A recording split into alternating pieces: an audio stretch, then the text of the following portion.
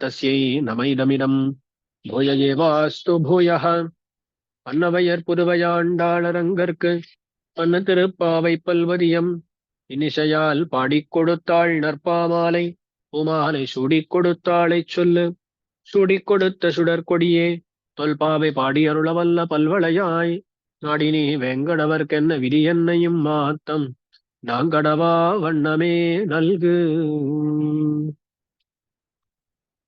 तिरुपावे में अब तक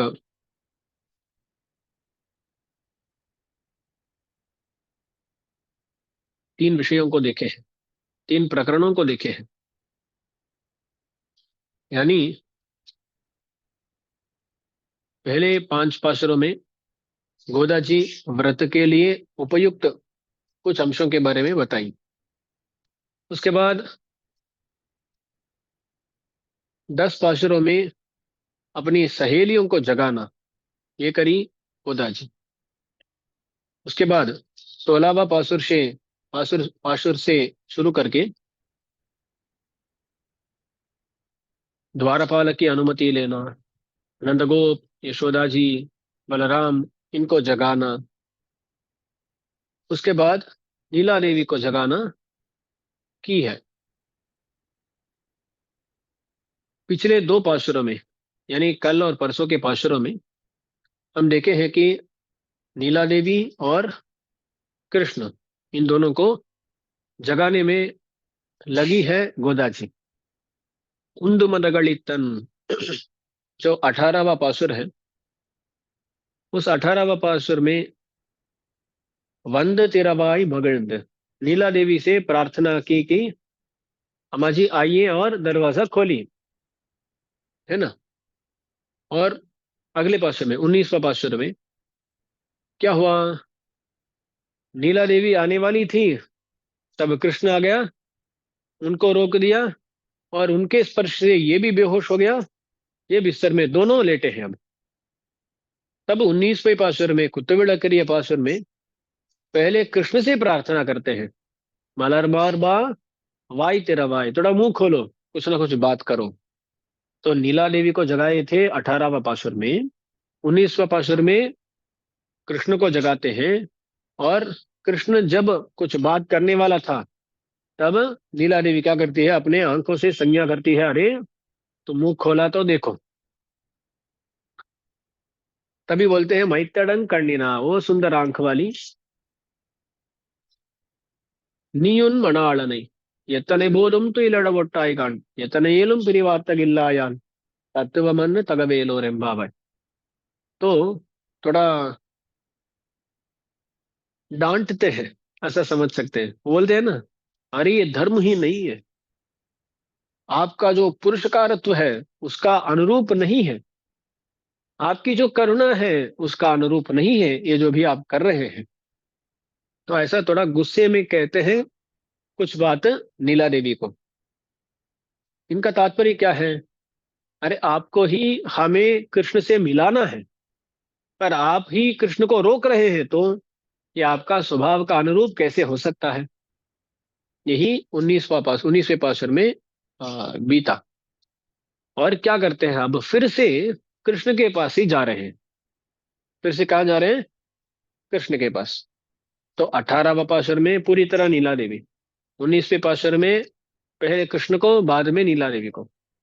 फिर से 20वें पाशुर में पहले कृष्ण को और बाद में नीला देवी को। तो कृष्ण के पास जाते हैं, कृष्ण को जगाते हैं। और जब कृष्ण जागता नहीं है ना, इनको एक रियलाइजेशन होता है, और फिर से नीला देवी को प्रशंसा करके प्रार्थना करते हैं। क्या है वो देखेंगे। मुप्पत्त மூவர் அமரர்க்கு முன் சென்னு கப்பம் தவிர்க்கும் கலியே துயிலழாய் செப்பமுடையாய் திரளுடையாய் செத்தார்க்கு வெப்பம் கொடுக்கும் விமலா துயிலழாய் செப்பன்ன மென்முலை செவ்வாய் சிறுமருங்குல் நப்பின்னை நங்காய் சிறுவே துயிலழாய் ஊக்கமும் தட்டொழியும் தந்தொன்மணாளனை இப்போதே எம்மை நீராட்டேலோரெம்பாவாய்।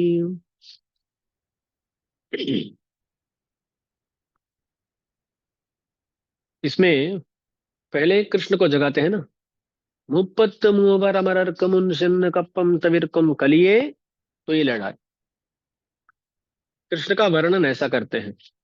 मुप्पत मूवर, मुप्पत मूवर माने 33, 33, 33 जो संख्या है ना, मुप्पत मूवर। आप देवताओं के बारे में कभी सुने हैं क्या? 33 करोड़ देवता बोलते हैं ना, 33 करोड़ देवता।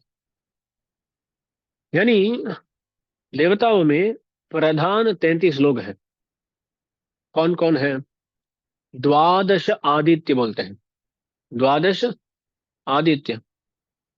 एकादश रुद्र, एकादश रुद्र। अष्ट वसु, अष्ट वसु। और दो अश्विनी देवता। कुल मिला के कितने हुए? 33 हो गए ना। द्वादश आदित्य 12, एकादश रुद्र 23, उसके बाद 8 वसु 21।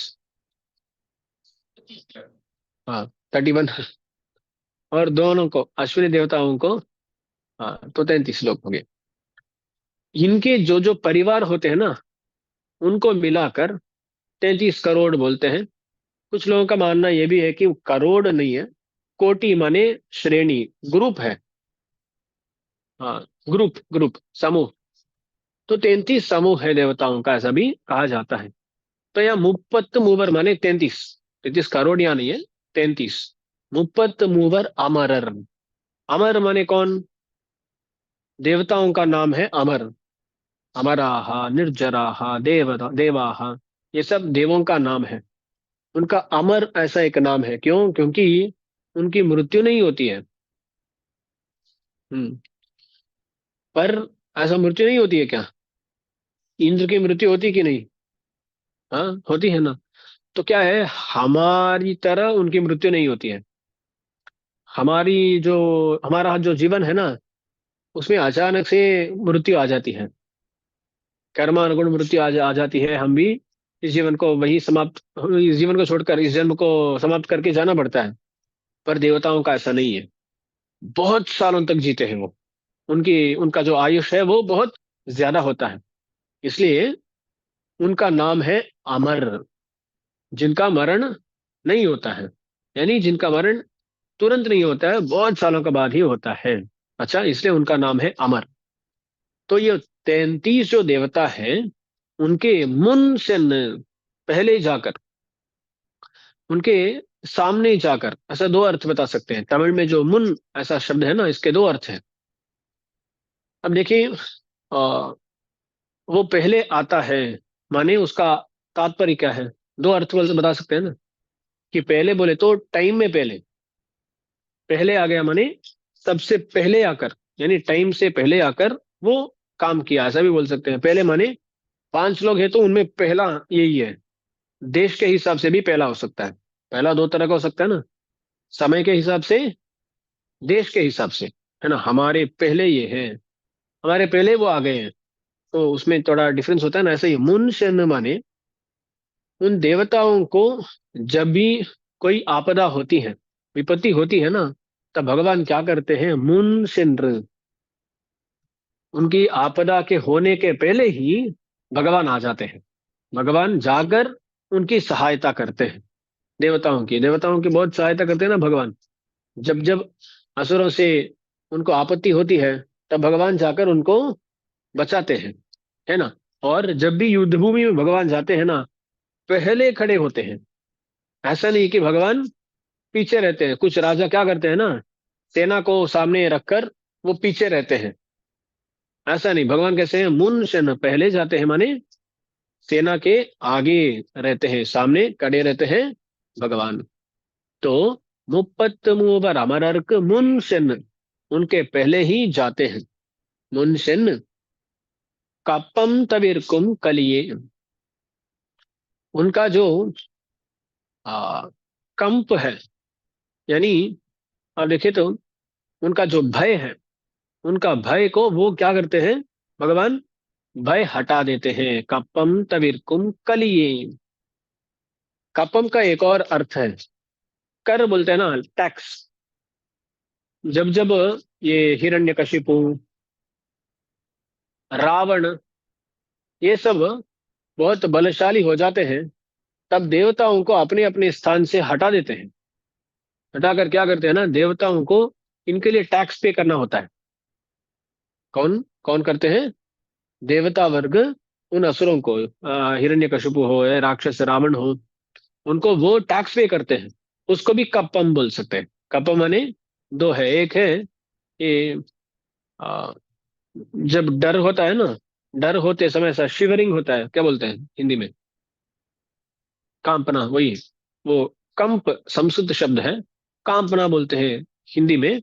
वो तमिल में आते समय वो कंप कप्पम हो जाता है। अच्छा, तो जो उनका जो कांपना है उसको हटाते हैं भगवान, यानी डर हटाते हैं। और दूसरा अर्थ है कि वो जो टैक्स पे करना पड़ता है ना उनको, वो टैक्स पे करना ये हटा देते हैं, यानी भगवान आकर उनको बचाते हैं। मुप्पत मूवर अमरर्क मुनशन कप्पम तवीर्कुम कलिये। कली माने बलशाली। हम परकाल स्वामी जी के चरित्र में देखे थे ना, उनका नाम है कलियन। क्यों कलियन बना? क्योंकि वो इतने बलशाली थे। जब भगवान के पैरों से एक आभरण को छीनते हैं अपने दांतों से, तब भगवान उनका बल महसूस करके बोलते, अरे इतना बलशाली है। सर्वशक्ति भगवान उस परकाल स्वामी जी को क्या बोले? कलियन बोले, बलवान बोले। तो कली शब्द का अर्थ क्या है? बलवान। तो देखिए, 33 अमरों का, यानी देवताओं का, मुप्पत मूवर अमरर्क मुनशन, आगे जाकर, पहले जाकर, कपम तवीरकुम, उनका कांपना दूर करने वाले बलशाली, ऐसे कृष्ण को आप पुकार रहे हैं। क्यों ऐसा पुकारना है? हाँ, सीधा जाकर कृष्ण ऐसा करो बोल सकते हैं ना। कृष्ण थोड़ा उठो। कहाँ से 33 लोग, ये किया वो किया, ये सब क्यों चाहिए? थोड़ा पाँच भी छोटा हो जाता है, हमें कंटस्ट करना भी आसान हो जाता है। क्यों इतना बोलना है? तो इसके पीछे कुछ ना कुछ तात्पर्य है ना। इसके पीछे कुछ ना कुछ तात्पर्य है इनका। इनकी सोच ऐसी है, अरे वो लोग 33 लोग हैं, तो ही आप बचाएंगे क्या? हम इतने लोग आए हैं यहाँ, लाखों में लोग आए हैं, ऐसे आने पर आप बचाएंगे नहीं क्या? कुछ संख्या नियति है क्या? इतनी संख्या पे आने पर हम बचाएंगे, ज्यादा लोग आ गए कम लोग आ गए तो हम बचाएंगे नहीं, ऐसी कोई नियति है क्या आपकी? और मुपत मुवर अमरर्क मुनशन, अमरर माने जो अमृत पान करके, अमृत पान करके मृत्यु से बचते हैं, उन लोगों को ही आप बचाते हैं क्या? हमारे लिए आप ही अमृत है, भगवान ही अमृत है। आपको अमृत मानने वाले हमको आप बचाएंगे नहीं क्या? सिर्फ उनको बचाएंगे क्या? और वो जो देवता है ना अमर, वो कैसे है? प्रयोजनांतर पर है वो। क्या करते हैं वो? प्रयोजनांतर पर है वो। तो क्या करते हैं? कुछ प्रयोजन के लिए आते हैं वो लोग, भगवान के पास आते हैं, और वो प्रयोजन पाने के बाद वहां से सीधा चले जाते हैं। तो प्रयोजनांतर पर होते हैं वो लोग। अच्छा, हम तो ऐसे नहीं है, हम तो अनन्य प्रयोजन है। हम तो अनन्य प्रयोजन है, ऐसा कहा जाता है। अब देखिए, ये देवताओं के बारे में एक पासुर आता है। எழுவார் விடைகொள்வார் இந்துழா யானை வழுவா வகனினைந்து வைகல் தொழுவாर। दुनिया में तीन तरह के लोग होते हैं, यानी दुनिया में नहीं, जो भगवान का आश्रय करते हैं ना, इन लोगों में तीन तरह के लोग होते हैं। कुछ लोग भगवान के पास जाते हैं, क्यों जाते हैं? ऐश्वर्य पाने के लिए, लौकिक फल पाने के लिए कुछ लोग जाते हैं। ज्यादातर लोग ऐसे ही होते हैं। श्रीरंगम में रोज इतने लोग आते हैं, इतने लोग आते हैं, सभी मोक्ष के लिए आ रहे हैं क्या? ये तो कैंकरी के लिए आ रहे हैं क्या? उनका मानना यह है कि हाँ, वहां जाकर भगवान का दर्शन लेने से कुछ ना कुछ फल मिलेगा, एग्जाम में पास हो जाएंगे, नहीं तो किस जिसका पुत्र भाग्य नहीं उनको पुत्र भाग्य मिल जाएगा, जिनको कुछ और नहीं है उनको वो मिल जाएगा। ऐसे मानने, ऐसे ऐसी भावना से ही वो आ रहे हैं, है ना। तो ऐसे लोग होते हैं जिनको ऐश्वर्यार्थी कहा जाता है। और कुछ लोग हैं जो आत्मानुभव करना चाहते हैं, परमात्मा अनुभव नहीं, अपनी जो आत्मा है ना उसका ही अनुभव करना चाहते हैं कुछ लोग, उनको कैवल्यार्थी कहते हैं। कैवल्यार्थी, आत्मानुभव चाहते हैं वो लोग भी हैं। और कुछ लोग भगवान के पास आते हैं भगवान के कैंकर्य के लिए, कुछ और वो चाहते नहीं है। तो तीन तरह के लोग हैं हमारे संप्रदाय में। कितने तत्व हैं? तत्वत्रयम बोलते हैं ना। तीन तत्व है हमारे: चेतन, अचेतन, ईश्वर यानी परमात्मा। तीन ही तत्व है दुनिया में। अब देखिए ना, ये जो ऐश्वर्य अर्थ है ना, वो अचेतन चाहते हैं। उनको क्या चाहिए? ऐश्वर्य अर्थी सभी अचेतन को चाहते हैं। अचेतन से संबंधित जो भी पदार्थ, अचेतन जो पदार्थ है और अचेतन से संबंधित जो भी फल है ना, उनको चाहने वाले हैं कई सारे लोग। जैसे मुझे एक बड़ा सा घर चाहिए, मुझे एक करोड़ का एक कार चाहिए। ऐसा अचेतनों के बारे में आशा रखते हैं दुनिया में कुछ लोग। वो सभी ऐश्वर्यार्थी होते हैं। ऐश्वर्य माने देखिए ना, कभी भी आप देखें क्या, ये चींटी, छोटा सा चींटी जाता है, एक शक्कर का टुकड़ा लेकर जाता है, देखे हैं? वो चींटी समझता है कि ये मेरा है ना? समझता है वो, ये अब मिल गया, ये मेरा है। हाँ, सर पे लेके जाता है वो। उस चींटी के लिए वो ऐश्वर्य है ना? क्योंकि वो सोचता है कि मेरा है। अच्छा, वहां से शुरू करके ब्रह्मा जी का ये पूरा ब्रह्मांड है। वो पूरा ब्रह्मांड ब्रह्मा जी के कंट्रोल में है। तो ब्रह्मा जी के कंट्रोल में ये पूरा ब्रह्मांड है, तो उनका ऐश्वर्य क्या है? ब्रह्मांड है। तो उस चींटी का वो चीनी का टुकड़ा है ना, वहां से शुरू करके ब्रह्मांड तक, ये सब ऐश्वर्य ही है। ये सब ऐश्वर्य है, ये सब नश्वर है। वो चींटी 2-3 दिनों में शायद मर जाएगा। ब्रह्मा जी का आयुष बड़ा बहुत बड़ा होता है, पर कभी ना कभी उनको भी उस पदवी से हटना ही पड़ेगा। ये सब ऐश्वर्य है। कोई चीनी चाहता है तो कोई ब्रह्मांड चाहता है। ये सब ऐश्वर्य है। ये इस ऐश्वर्य को चाहने वाले जो भी भगवान के पास आते हैं ना, वो क्या करते हैं? उस ऐश्वर्य को पाते ही वहां से निकल जाते हैं। येळुवार। और ये कैवल्यार्थी जो है ना, आत्मानुभव चाहने वाले, वो क्या करते हैं? एक बार भगवान का आश्रय करते हैं, भगवान से आत्मानुभव पाते हैं, और उनका पूरा, यानी उसके बाद से अनंत काल तक वो आत्मानुभव में ही लगे रहेंगे। उसको एक कैवल्य मोक्ष कहते हैं। क्या बोलते हैं? कैवल्य। कैवल्य मोक्ष कहते हैं। जहां आत्मानुभव होता है, एक बार उस कैवल्य मोक्ष को कोई पहुंच गया तो उसके बाद उससे लौटना नहीं होता है। कैवल्य गए तो गए, हो गया। तो ऐसा जाते समय क्या होता है ना, भगवान के पास जाकर वो अलविदा बोल देते हैं। विडई कोल्वार। क्योंकि फिर से भगवान के पास आने वाले ही नहीं है वो। आत्मानुभव में एक बार चले गए तो हो गया। इसलिए ये जो है ना, तीन तत्व है। उसमें अचेतन को चाहने वाले ऐश्वर्यार्थी, जो चेतन जीवात्मा है ना, जीवात्मा का अनुभव चाहने वाले कैवल्यार्थी, वो भगवान के पास आते हैं और विडई कोल्वार, अलविदा कहते हैं। भगवान से उनका कुछ लेना देना नहीं होता है बाद में। तो विडई कोल्वार। और हम जो प्रपन्न है, भगवान को ये चाहते हैं, भगवत शरणार्थी है, हम क्या करते हैं? हम क्या करते नहीं, हमें क्या करना है, ऐसा पूछते हैं मुझे। ईंदुड़ा यानी वழுवा वगनिंद वैगल तोड़ुवार।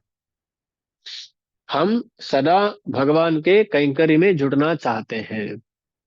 वही हमारा लक्ष्य होना चाहिए। तो एळुवार, वेडिकोल्वार, इंदुड़ायाने वழுवा वगनिंद वैगल तोड़ुवार। तो ऐश्वर्यार्थी ऐश्वर्य पाते ही चले जाते हैं। कैवल्यार्थी एक बड़ा सा अलविदा कहकर चले जाते हैं, क्योंकि फिर से लौटने वाले नहीं है। और भगवत शरणार्थी जो है ना, भगवान को कभी छोड़ते नहीं है, क्योंकि उनको भगवान के अलावा कुछ और फल चाहिए क्या?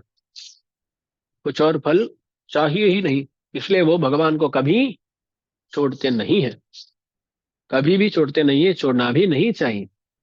तो यहाँ गोदा जी बोलती है, अरे वो जो देवता है ना, वो सभी आपसे एक फल पाकर आपको अलविदा कह के चले जाएंगे। वो हम ऐसे नहीं है। आपके पास आए हैं, आपको पाने के लिए आए हैं, पर आप उनके लिए इतना काम कर रहे हैं और हमारे लिए कुछ नहीं कर रहे। हमें इतना इंतजार करा रहे हैं आप। ये कैसी बात हुई? तो ऐसा पूछती है गोदा जी। मुप्पत मूवर अमरर्क। और अमरर देवता तो उनका बल होता है ना, वो बलवान है ना, बलशाली है देवता है। देवताओं का ज्ञान के बारे में एक श्लोक है। क्या बोलते हैं?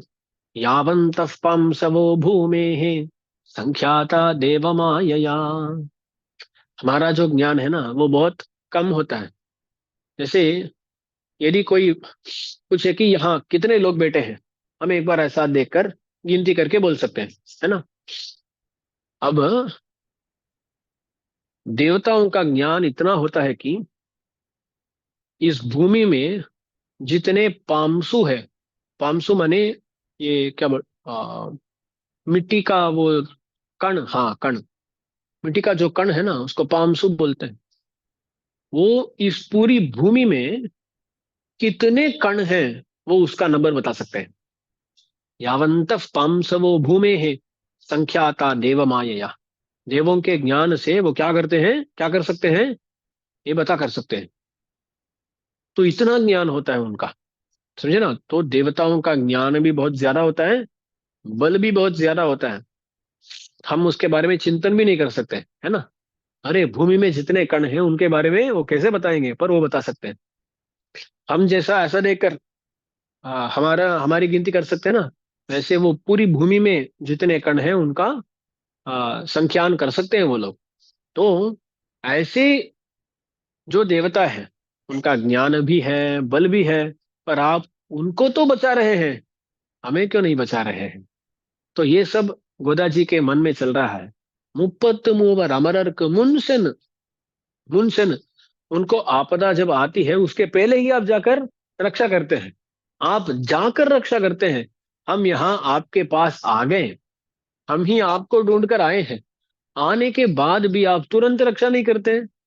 इंतजार करना है, इनको जगाना है, आपको जगाना है, कितना हमें मेहनत करना पड़ रहा है। ये क्यों ऐसा हो रहा है। मुनशन कपम तविरकुम कलिए। अरे उनका जो कांपना है उसको आप आ, हटा देते हैं, पर क्यों हमारा ऐसा नहीं करते हैं आप। कीजिए ना। आप बलवान हैं, हम तो अबला हैं। स्त्रियों को अबला बोलते हैं ना, हम तो अबला हैं। तो हमारा भी थोड़ा रक्षण कीजिए ना, ऐसा प्रार्थना रखते हैं इसमें।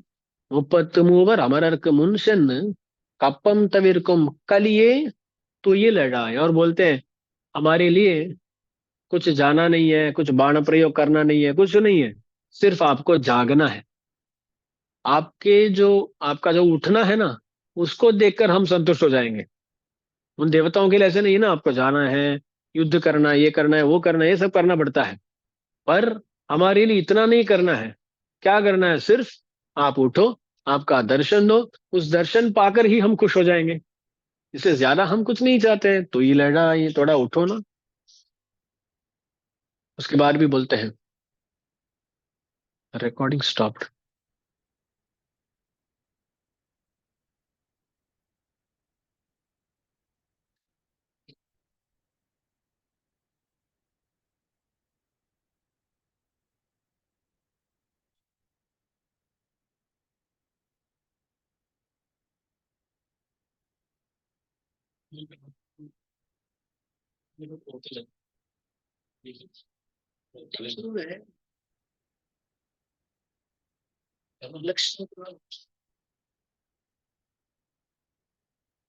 यूट्यूब में चल रहा होगा वो।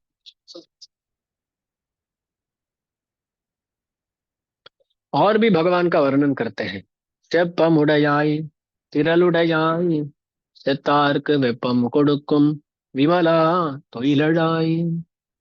steppam उडयाई, steppam एक शब्द है जिसका अर्थ है आर्जव। आर्जव गुण बोलते हैं, वो गुण वाले हैं भगवान steppam उडयाई। आर्जव माने क्या, रुजु। इस शब्द को सुने आप, रुजु। रुजु का जो भाव है ना उसको हम आर्जव कहते हैं। रुजु माने जो सीधा है उसको रुजु कहते हैं। वो जो टेढ़ा बोलते हैं ना उसको कुटिल बोलते हैं। हमें कैसा रहना है, सीधा रहना है, उसको ये रुजु बोलते हैं। उसका भाव है आर्जव। सीधा माने क्या, सीधा माने मन में जो सोचते हैं उसी को बात करना है, उसी को बताना है। जो हम बोलते हैं उसी को करना चाहिए। तो मन, वाक और शरीर, ये तीन जब एक ही सीधे लाइन पे रहेंगे ना, तब हमारा क्या गुण है? आर्जव गुण है। आर्जव। मनस्येकं वचस्येकं कर्मण्येकं महात्मनाम्। मनस्यन्यत् वचस्यन्यत् कर्मण्यन्यत् दुरात्मनाम्। महात्मा और दुरात्मा, इन दोनों के बीच में क्या फर्क है? जिसका मन में एक बात है, एक विषय है, उसी को उनके बातों में भी देख सकते हैं, उसी को ही उनके आचरण में भी देख सकते हैं, तो वो महात्मा है। सभी महात्मा नहीं बन सकते हैं, ऐसा होना है महात्माओं के लिए। और जिनका मन में कुछ अन्य विषय, दूसरा विषय है, बात करते हैं तो कुछ और बात करते हैं, और करते हैं कुछ और, तो वहां क्या है? वो कौन है? दुरात्मा। हमें जितना हो सके उतना मन में ही सही सोचना है, उसको ही करना है, उसको ही बोलना है, उसको ही करना है। ये कभी कभी ऐसा लगता है, दास का उपन्यास कर रहा था तो एक स्वामी जी पूछे दास को, मन में जो है उसी के बात में, उसी को बात में होना है, बातों में होना है, उसी को हमारे कर्मों में भी होना है। तो मैं मन से भी कुछ गलत सोचता हूँ, वही बोलता हूँ, और उसी को करता हूँ, तो सही हो गया ना, आर्जव गुण हो गया। हीरा है ना सब। तो वो नहीं है। मन में सही सोच होनी चाहिए, उसको बोलना चाहिए, उसको करना चाहिए।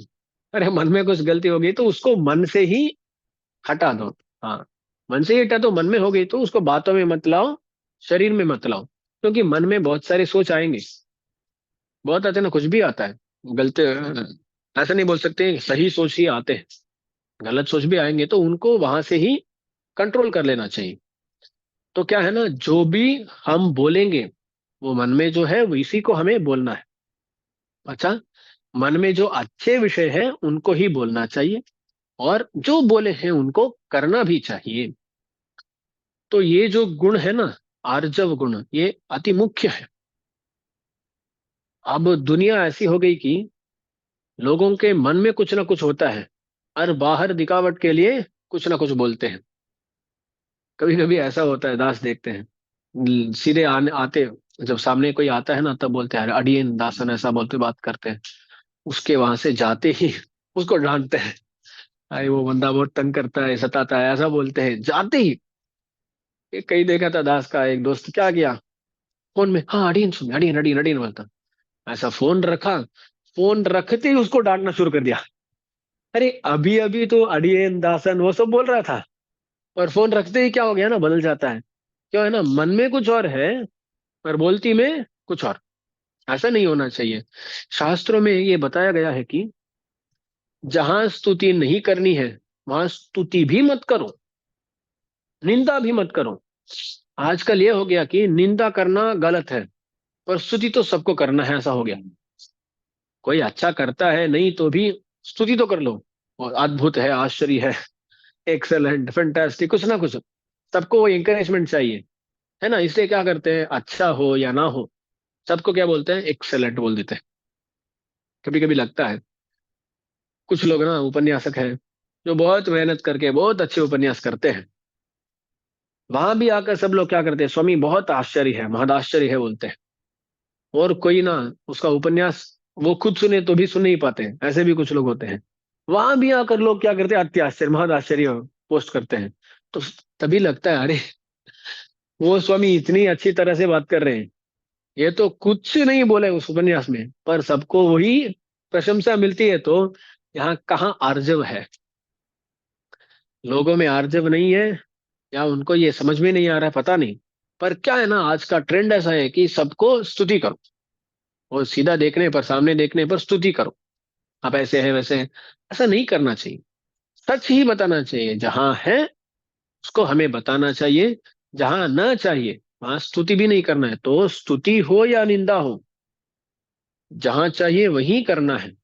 सभी जगह में स्तुति भी नहीं, निंदा भी नहीं करना चाहिए, शास्त्र बताता है। क्यों बता रहा हूं, मन में जो है ना उसी को हमें बताना चाहिए। और ये है कि परोपदेशे पांडित्य बोलते हैं, सबका ये होता है। अन्यों को, दूसरों को कुछ उपदेश करना है तो ये सब बड़े ज्ञानी बन जाते हैं। दास भी वैसा ही हो, समझिए ना। तो सब ऐसे कैसे ऐसे है कि कुछ किसी को उपदेश देना, तब बहुत अच्छा उपदेश करते हैं।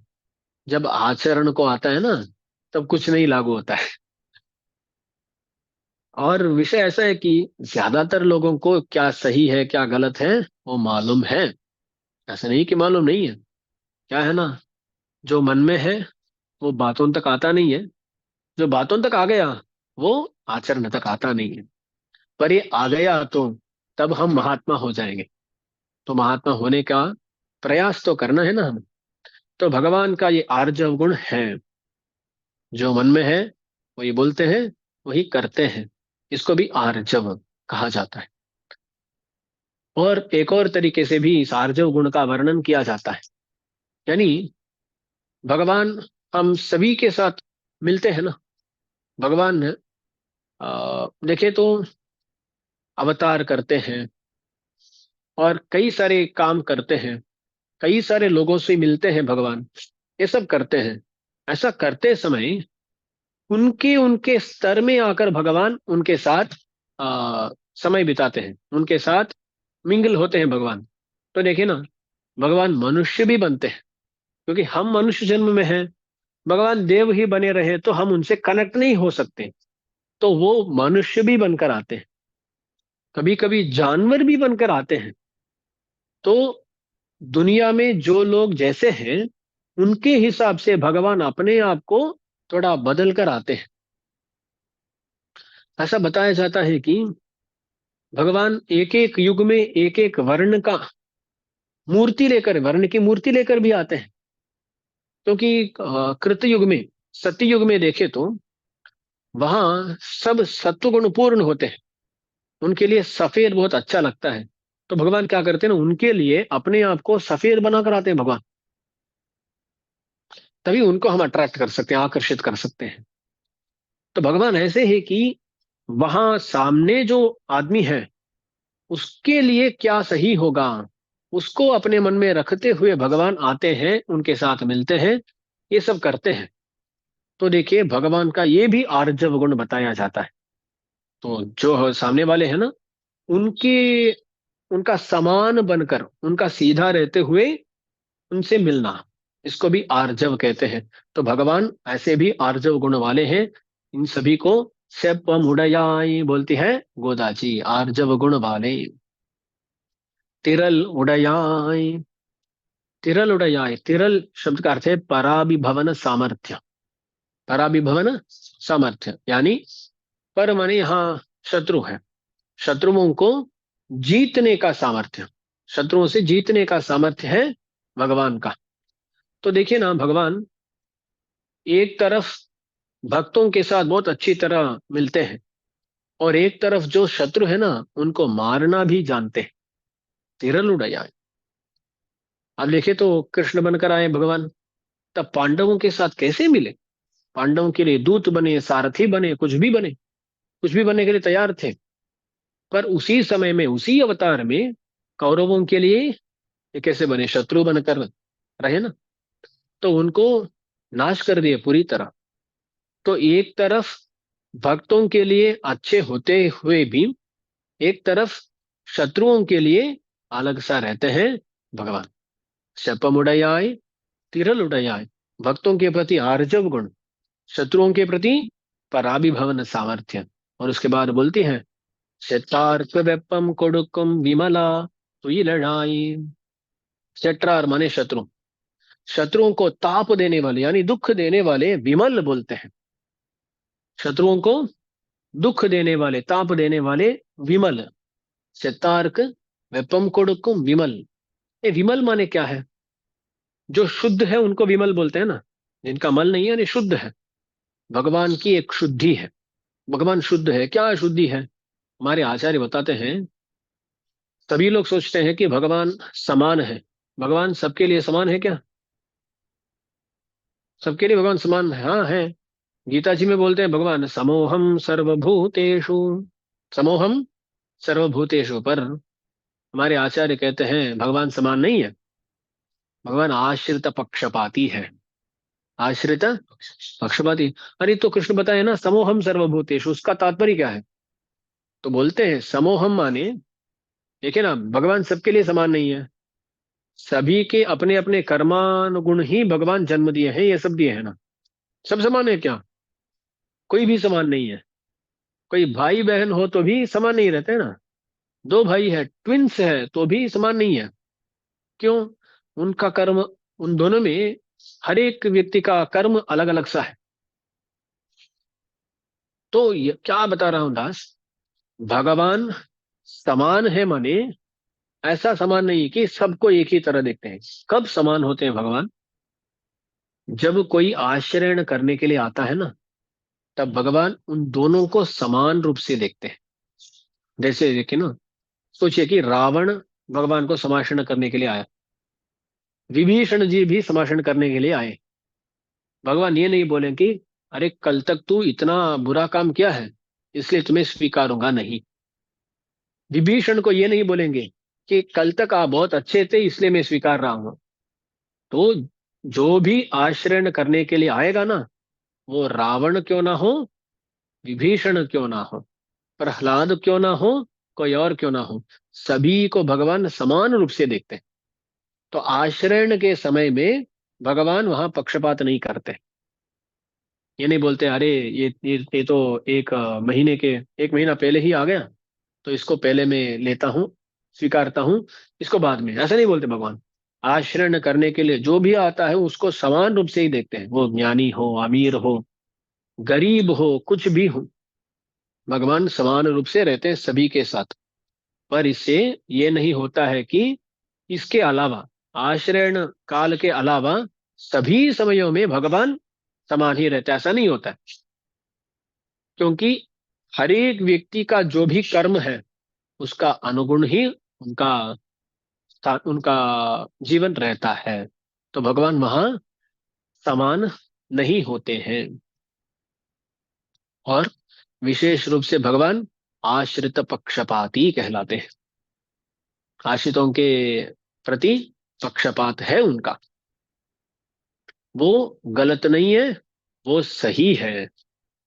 दुनिया में देखिए ना, कोई ऐसा नायक है जो अच्छे काम कर रहे हैं, जो बुरे काम कर रहे हैं, सबको एक ही तरह देखता है, तो वो सही है क्या?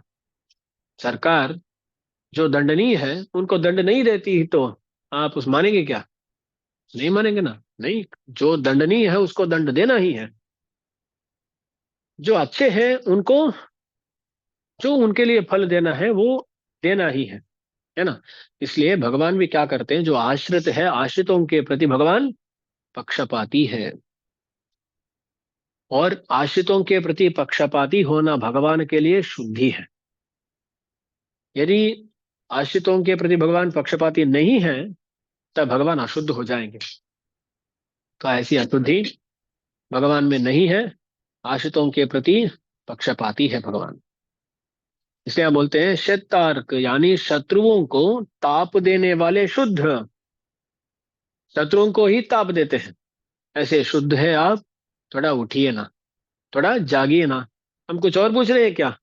सिर्फ आपका जो उत्थान है उसको हमें देखना है, आपका सौंदर्य का दर्शन करना है, थोड़ा जागिए, ऐसी प्रार्थना करते हैं। ऐसा करने के बाद भी कृष्ण उठता नहीं है। तब ये फिर से सोचते हैं क्या गलती हो गई। पहले एक बार कृष्ण को उठाए थे 17वां पासुर में, वहां क्या गलती हुई? बलराम जी को छोड़ दिए। तो उसके बाद बलराम जी के पास चले गए, उनको जगा दी। उसके बाद फिर से कृष्ण को जगाने की कोशिश किए, वहां भी नहीं। वहां क्या गलती? अम्मा जी को छोड़ दिए। फिर अब देखिए ना, 2 पासुरों में अम्मा जी के बारे में थोड़ा बता दिए, फिर 20वें पासुर में जगा रहे हैं, अब भी भगवान जागता नहीं। यहाँ क्या गलती हुई है, ये सोचते हैं। सोचते सोचते उनको ये लगता है कि हाँ, पिछले पासुर में हम थोड़ा अम्मा जी के बारे में थोड़ा हम गलत बता दिए, उनको थोड़ा डांट दिए।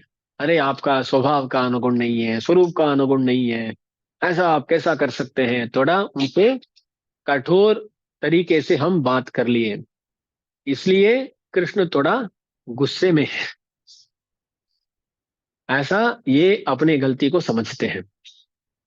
यहाँ एक बहुत बड़ा पाठ है। भगवान को सीधा डांटने पर ना, भगवान उसको बहुत सीरियसली नहीं लेता है। पर भगवान के आश्रित जो भी होते हैं, अम्मा जी से शुरू करके सभी भक्तों तक, उनको जब डांटा जाता है ना, तब भगवान सीरियसली लेते हैं, सहन नहीं कर पाते हैं।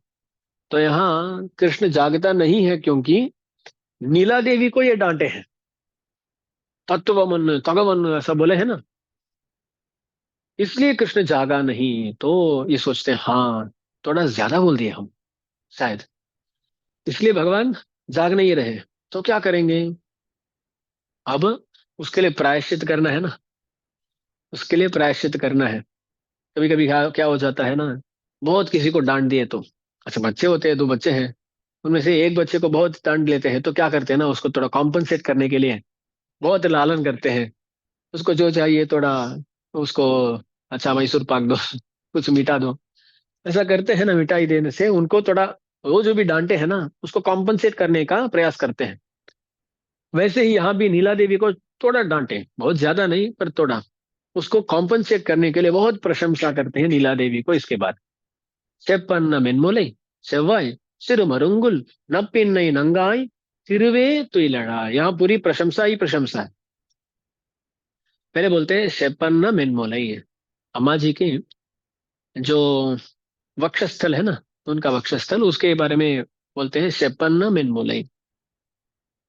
आ, यानी शेप शब्द का अर्थ है एक घड़ा। पहले जमानों में क्या करते थे ना, एक खजाना कुछ कहीं पर रखना है, निक्षिप्त करना है, तो एक बड़ा घड़ा लेकर उसमें पूरा खजाना, स्वर्ण रत्न ये सब डालकर कहीं गड्ढा करके वहां छिपा देते थे, है ना। तो शिप शब्द का ऐसा एक घड़ा ऐसा अर्थ है। तो अम्मा जी का वक्षस्थल है ना, वो एक घड़ा की तरह है, यानी उसमें खजाना है। कौन है? भगवान। भगवान नीला तुंग स्तनगिरी तटी सुप्तम। अम्मा जी के वक्षस्थल में ही भगवान नींद लेते हैं ना। तो अम्मा जी के वक्षस्थल में एक निधि को हम पा सकते हैं, खजाना को पा सकते हैं। क्या खजाना है? भगवान है। भगवान ही तो हमारे खजाना है। तो ऐसे जो वक्षस्थल है, भगवान के अत्यंत प्रिय कुछ स्थल है। वटदल देवकी जठर वेद शिर कमलास्तन शठकोपवाग्वपुषि रंग गृहे शयितम। पराशर भट्टर जी बोलते हैं भगवान को कुछ स्थान बहुत पसंद है। क्या क्या? वटदल, वटपत्र में भगवान शयन करते हैं ना, वो वटपत्र भगवान के लिए बहुत पसंद है। देवकी जठर, देवकी का जो पेट है, उनका जो गर्भ है ना, वहां भगवान बहुत आसक्ति से, आदर से आकर आ, रहते हैं। देवकी जठर, वेद शिरः यानी उपनिषद, उपनिषदों में भगवान बहुत खुशी से रहते हैं। कमला स्तन, कमला माने अम्मा जी, लक्ष्मी जी, लक्ष्मी जी के स्तन में भी रहते हैं। कमला स्तन षठकोपवाग्वपुषी, षटकोप स्वामी जी के वाक में, उनकी बातों में भगवान बसते हैं। और उनके दिव्यमंगल विग्रह में भी भगवान इतने आदर करके बसते हैं। षटकोप स्वामी जी एक पासुर में कहते हैं भगवान मेरे पास आ गए, अरे दूर में दिख रहे हैं, पास आ गए, पास आ गए, अब मेरे गोद में है, अब मेरे हृदय में है, अब मेरे सर पर भगवान चढ़ गए, ऐसा बोलते हैं। तो षटकोप स्वामी जी के दिव्यमंगल विग्रह पर भी भगवान का अत्य आदर है। तो ऐसे स्थान है जहां भगवान का आदर बहुत ज्यादा है। उन स्थानों में एक है कमलास्तन, यानी अम्मा जी का स्तन। यहाँ नीला देवी का जो वक्षस्थल है, उस पर भी भगवान का बहुत आदर है। तो उसका वर्णन कर रहे हैं सेपन्न मिन्मुलई, बहुत मृदुल उनका जो वक्षस्थल है उसका वर्णन करते हैं, यानी उनके जो भी अवयव है वो सभी बहुत सुंदर है। सेपन्न मिन्मुलई, सेवाई, सेवाई माने उनके लाल, जो ओठ, ओठ है ना, वो बहुत लाल है, वो बोलते हैं सेवाई।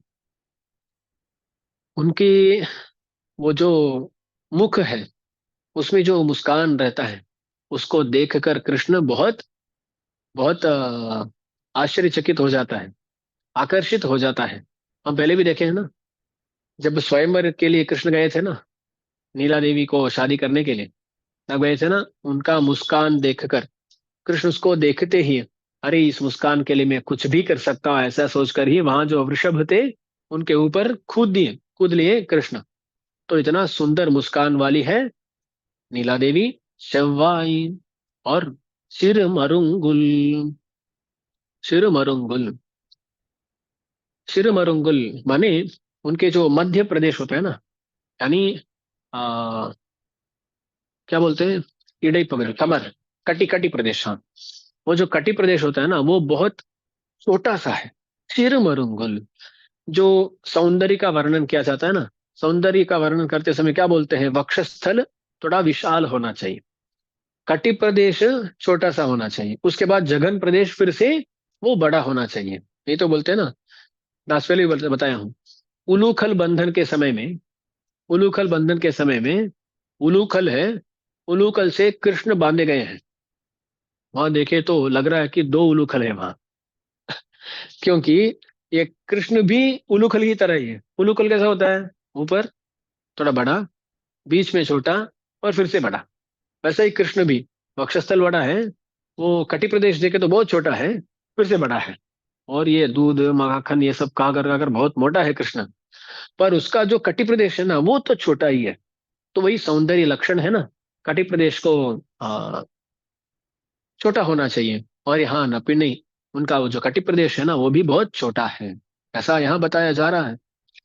तो देखिए ना, तिरुप्पावे में हो, अन्य दिव्य प्रबंधों में हो, वहाँ बहुत इनके बारे में वर्णन आता है। वक्षस्थल का वर्णन हो, आंखों का वर्णन हो, नहीं तो ये जो कटि प्रदेश है उसका वर्णन हो, ये बहुत जगहों में आता है। तो इनका तात्पर्य क्या है, तो इतना क्यों वर्णन करते हैं इनके बारे में। तो इसका एक तात्पर्य है।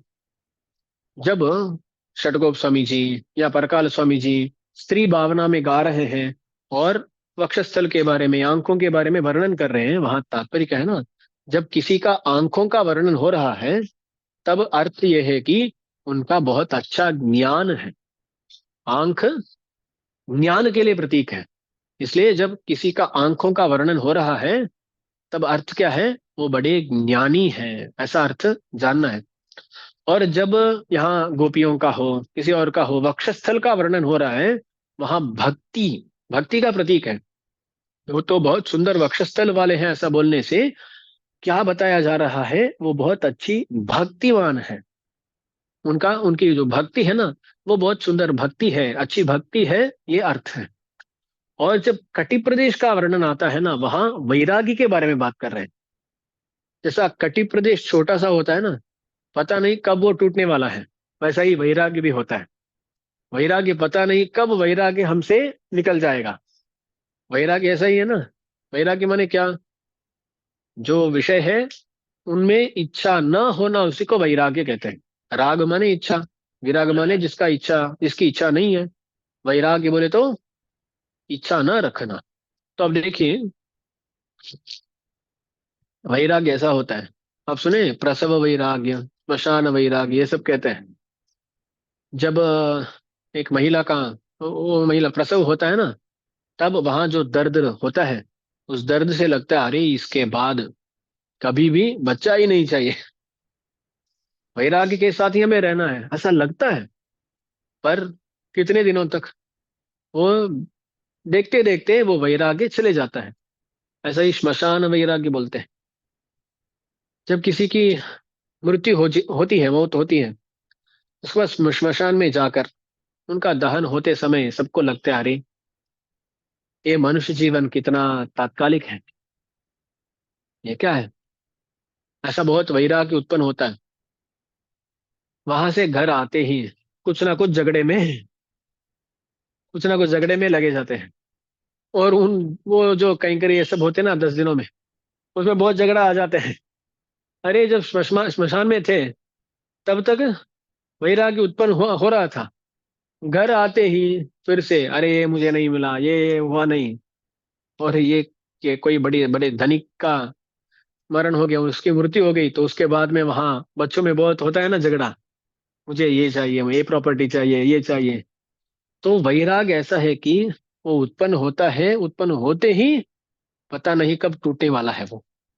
तो कटिस्थान के बारे में जब वर्णन किया जाता है तब वैराग्य का वर्णन किया जा रहा है, वो अर्थ है।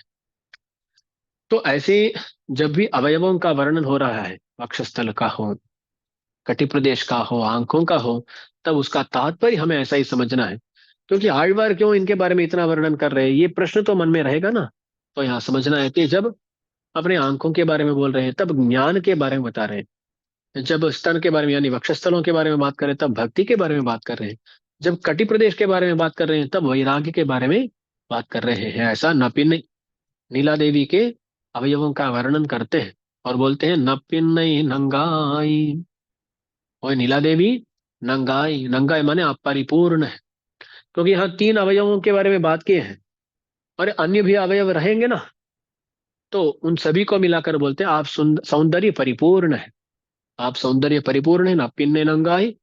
और अंत में एक बात कहते हैं तिरुवे। क्या बोलते हैं? तिरुवे। तिरु शब्द का अर्थ है श्री। श्री शब्द जब तमिल में आता है ना तब वो तिरु हो जाता है।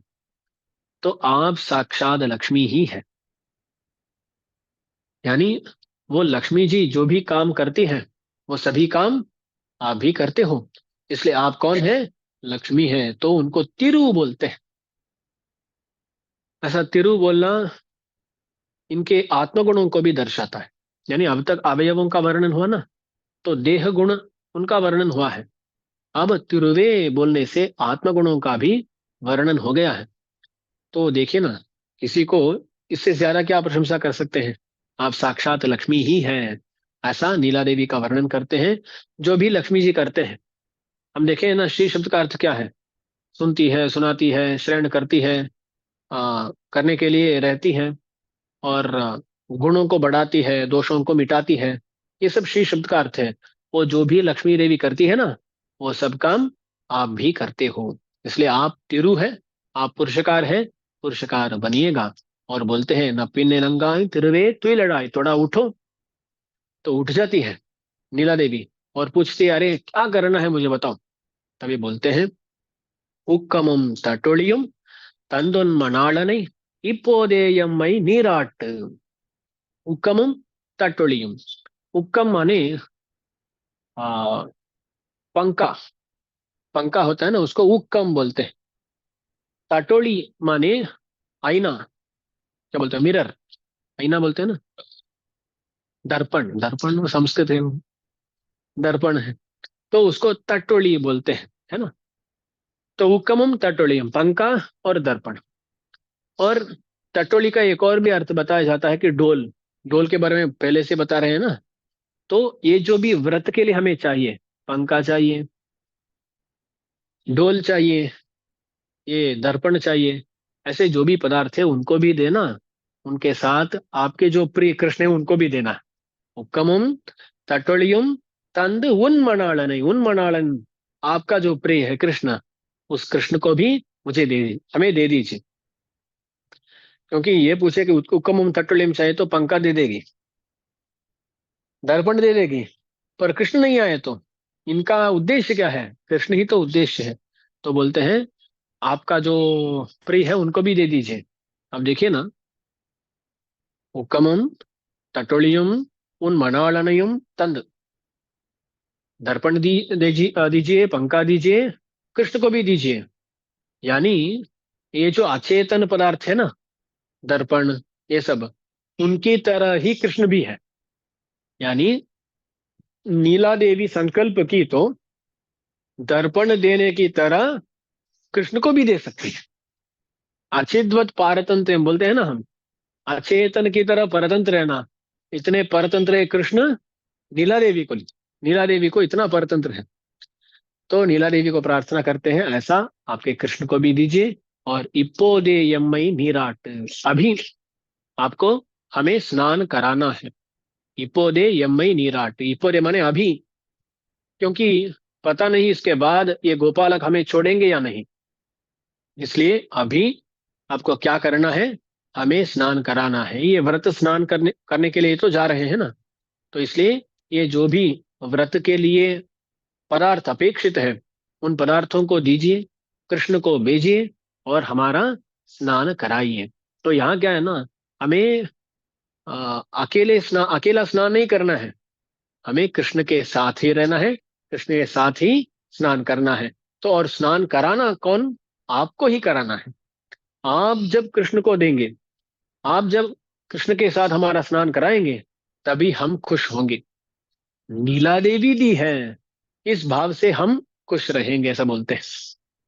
तो ऐसा इस पाशुर में नीला देवी को प्रार्थना करते हैं, कृष्ण को भेजिए और हमको स्नान कराइए। ऐसा बोलते ही नीला देवी भी तैयार हो जाती है। नीला देवी तैयार हो जाती है क्योंकि उसकी प्रशंसा भी की है। जो भी भागवतापचार किए थे, उसका एक ही प्रायश्चित होता है। क्या होता है? उनके सामने उनसे क्षमा मांगना। ये भी कर लेते हैं ये। इसलिए नीला देवी तैयार हो गई और पूछती है क्या करना है। ये लोग भी प्रार्थना की है कि आपको ये करना है। नीला देवी तैयार हो गई और नीला देवी क्या करती है, वो बोलती है, अरे आप बता रहे हैं, जैसा कि आप ऐसा बता रहे हैं कि मैं आपको कृष्ण को दूं, पर हम सभी एक ही गोष्ठी में हैं, हम सब एक हैं। आप भी गोपी हो, हम भी गोपी हैं। तो नीला देवी इनकी गोष्ठी में जुड़ जाती है। नीला देवी भी आकर इनकी गोष्ठी में जुड़ जाती है और ये सब मिलकर कृष्ण को जगाते हैं। वो अगला पाशुर, उस पाशुर में सब मिलकर, नीला देवी भी इनकी गोष्ठी में जुड़ गई, सब मिलकर कृष्ण को जगाते हैं। तो ये प्रकरण समाप्त हुआ। कृष्ण के अलावा जो भी कृष्ण के पास में थे, उन सबको जगाना है ना, द्वारपालक से अनुमति लेना, जगाना नहीं। उसके बाद नंदगोप, यशोदा देवी, बलराम और नीला देवी, इनको जगाना हो गया। एक प्रकरण समाप्त। इसके बाद कृष्ण को जगाना, कृष्ण से और भी प्रार्थना करना, ये सब अगले प्रकरण में होगा। उसका अनुभव कल से हम लेंगे। முப்பத்து மூவர் அமரர்க்கு முன் சென்னு கப்பம் தவிர்க்கும் கலியே துயிலழாய் செபமுடையாய் திரளுடையாய் செத்தார்க்கு வெப்பம் கொடுக்கும் விமலா துயிலழாய் செப்பன்ன மென்முலை செவ்வாய் சிறுமருங்குல் நப்பின்னை நங்காய் திருவே துயிலழாய் உக்கமும் தட்டொழியும் தந்தொன்மணாளனை இப்போதே எம்மை நீராட்டேலோர் எம்பாவாய். ஸ்ரீமத்யை விஷ்ணு சித்தாரிய मनोनंदन हेतवे गोरायै नित्यमंगलम श्रीमते रम्य जामातर मुनीन्द्राय महात्मने श्रीरंगवासिने भूयात् नित्यमंगलम.